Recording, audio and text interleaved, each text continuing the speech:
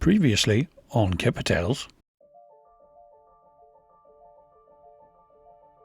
we set about making double T all our own, and first on the list was getting the bow thruster sorted out, which meant fitting a new motor.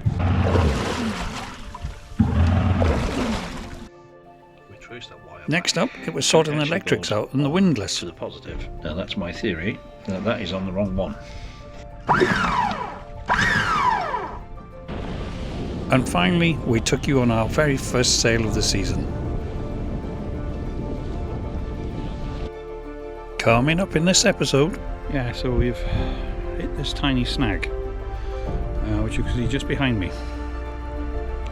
No, it's not a backdrop. It's fog. Pea soup. Hell of a day to make your first passage.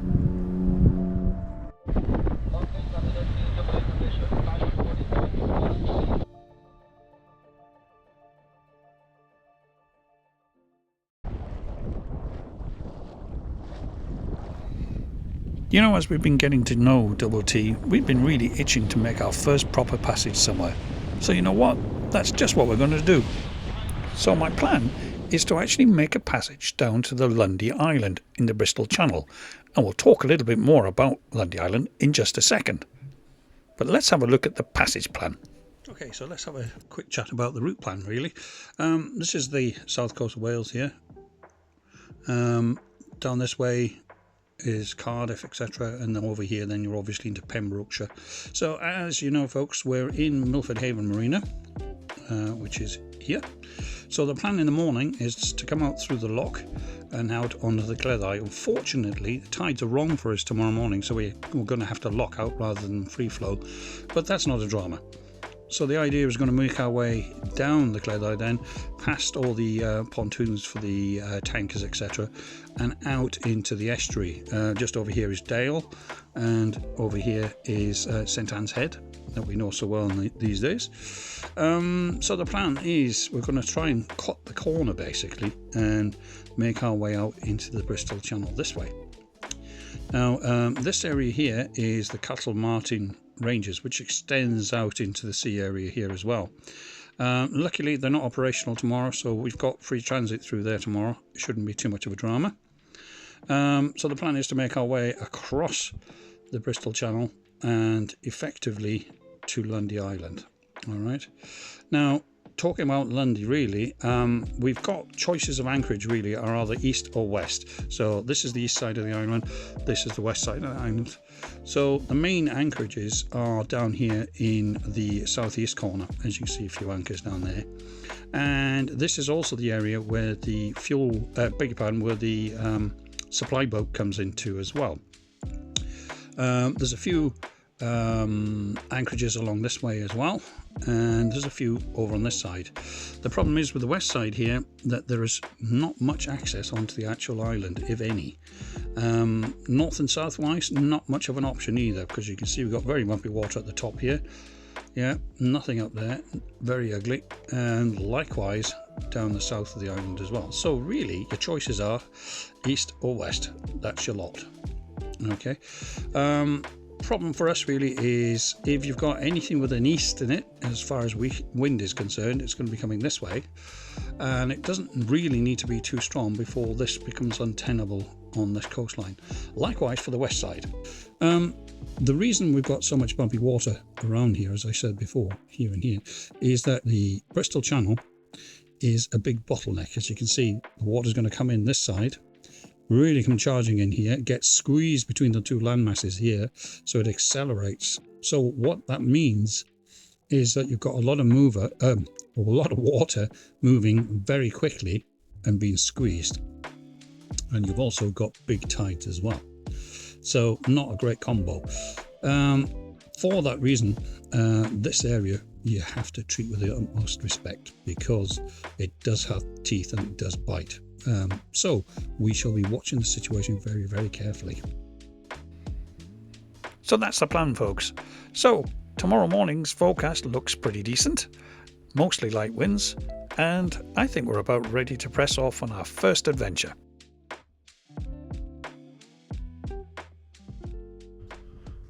Well, good morning everybody. We are here in Milford Haven in the marina at our home berth, and our grand plan this morning is to sail on our first proper sort of passage somewhere other than the delivery trip. And we were going to sail from here down to Lundy Island out in the Bristol Channel. Unfortunately, as you might have worked out, we've hit a bit of a snag.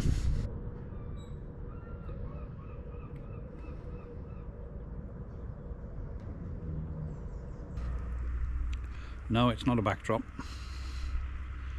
It's fog. Pea soup. I'm getting a strong sense of deja vu right now.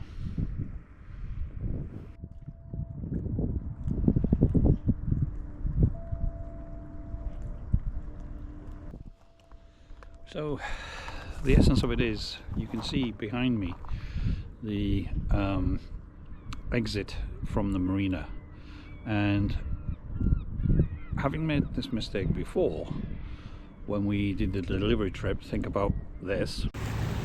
The answer is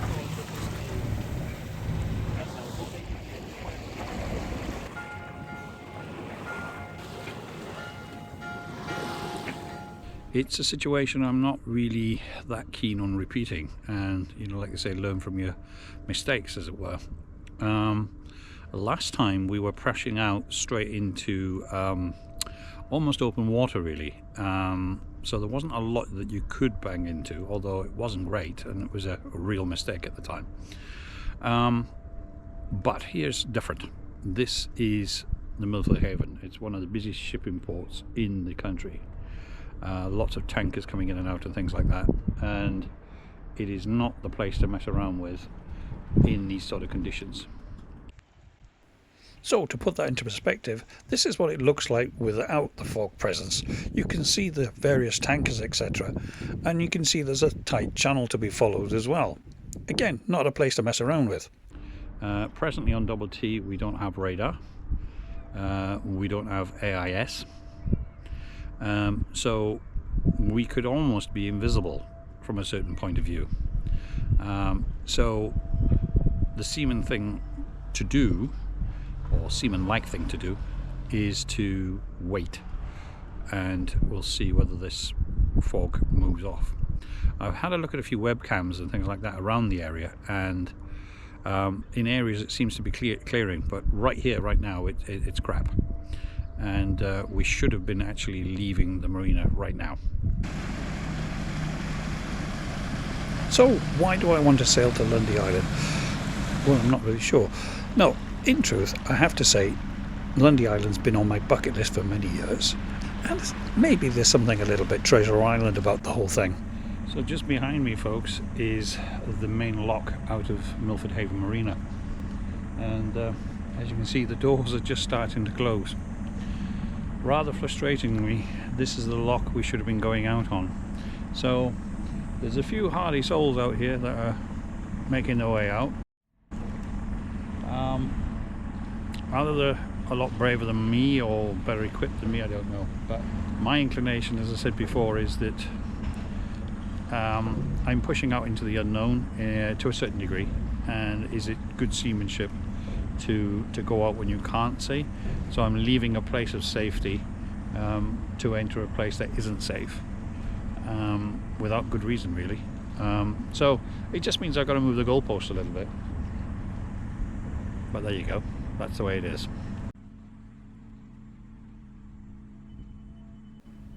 Interestingly, lock times here can be as little as 10 minutes.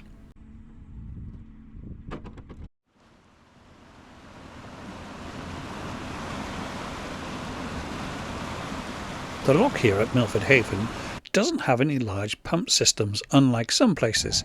It literally works on a feed basis between the highest and the lowest points, whether that's being the highest water in the marina and a low tide outside, or vice versa.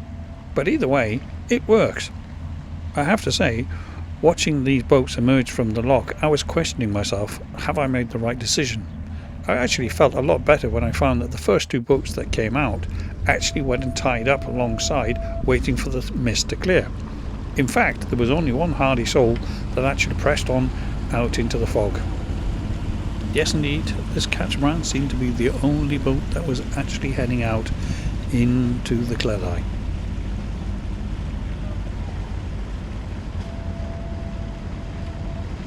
I have to say, they're braver sailors than I. So, while we're waiting for the fog to clear, let's talk a little bit more about Lundy Island. Nestling in the Bristol Channel, just off the North Devon coast, lies the enchanting island of Lundy. Just 3 miles in length and only half a mile wide, this rugged island is a haven of wildlife and history, where time seems to move that little bit more slowly.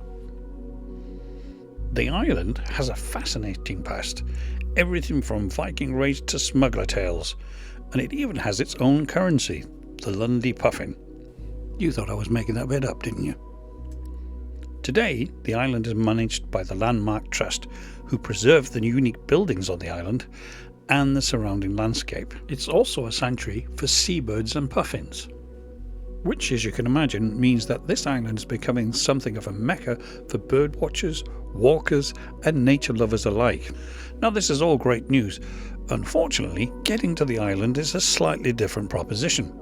So your choices are: number one, there's a helicopter service that flies to and from the island from the Devon coast, or you take the ferry. Most day visitors to Lundy travel on the island's own supply ship, the MS Oldenburg, which actually sails to the island at least 3 times a week, or to and from the island 3 times a week, from either Bideford or Ilfracombe. Truth be told, one of the places I'm keen to visit is this place. It's the island's pub. It's the Admiral Benbow. No, sorry, that's the wrong film. This is the Morisco Tavern. And there's many a black-hatted soul that's had his measure of grog in here. I'm sorry. Yes, one look inside this pub, and you do actually think, do you know what? I think this will be a wonderful place on a dark night with the wind howling at the door like the devils. Sorry, stop it, get a grip. Yes, I think it'll be a lovely place to come one day to have a pint and take in the fantastic views. At last, a couple of hours later, the fog had cleared and we were at last free to get the next lock and get on our merry way. Unfortunately, the loss of time meant that we had to get a little bit of a wiggle on here, so I was still hoping that we could make our tide windows. But regardless, it was just nice to be back on the water again and starting our first adventure with Double T. Windows down, scattered clouds, smell of spring outside. Open road, you sitting close. Let's go somewhere far away. 'Cause if all I have is you, then I'll be just fine.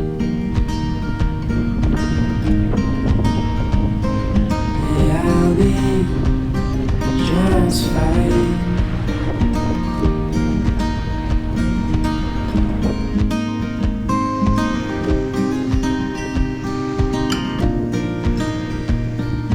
Heading for the western shore, while the sun is slowly fades. Days are full, and I'll spend them with you. Let's go somewhere far away. 'Cause if all I have is you, then I'll be just fine.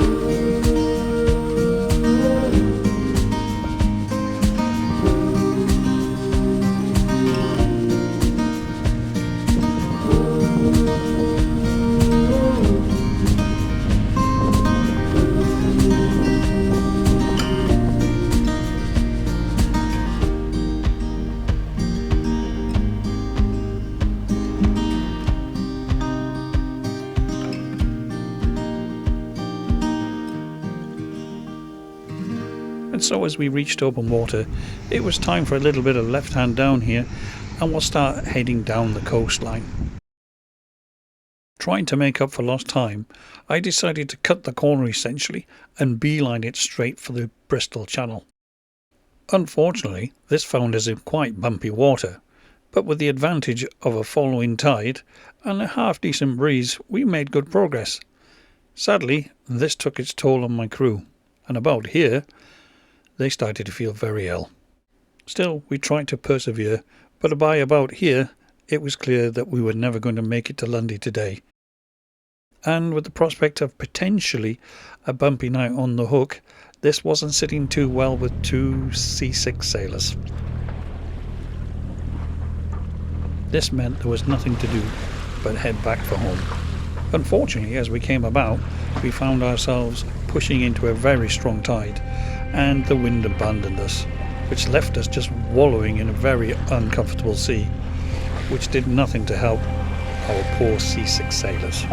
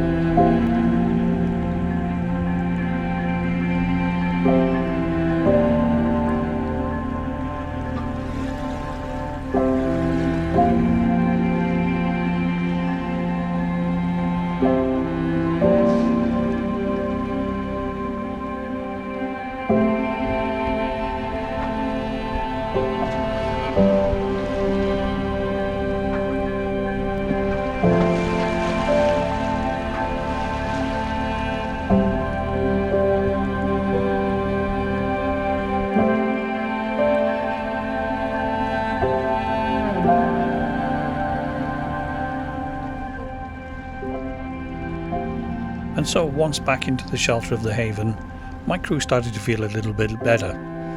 But despite a discussion about staying out a bit longer, I think the consensus was they wanted to go back to port.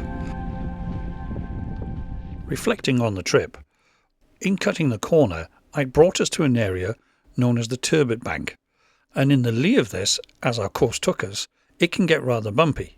So this was my error. I'd taken us straight into a bumpy area.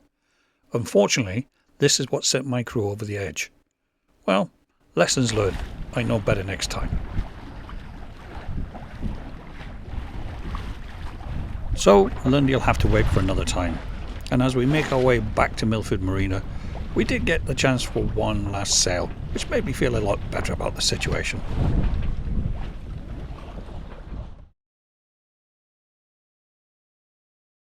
Join us next time when we haul out of the water for a washdown and make some very disturbing discoveries.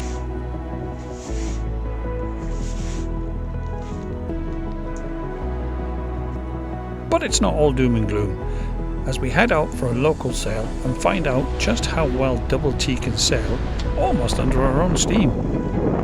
So, for the last half an hour or thereabouts, I've not touched the wheel, and we just got the sails balanced quite nicely at about sort of 3/4 of the head sail and full main, and she's just balanced quite nicely. But more importantly, we get to spend our first night on the hook with Double T. Just look at this for an anchorage. It doesn't get any better than this.